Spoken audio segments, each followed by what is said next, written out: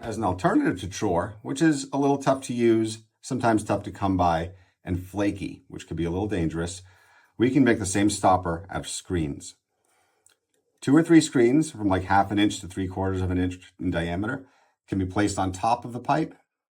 squished a little bit like a funnel, and shoved right in just like the chore. You're going to use your pusher to pack that into the same puck that's going to allow for a place for the substance to sit, a place for the heat to be applied, and is later going to be used to collect residue during the smoking experience.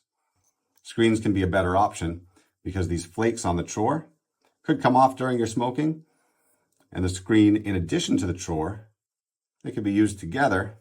so that you still get your preferred method and some extra protection against any of these flakes getting inhaled.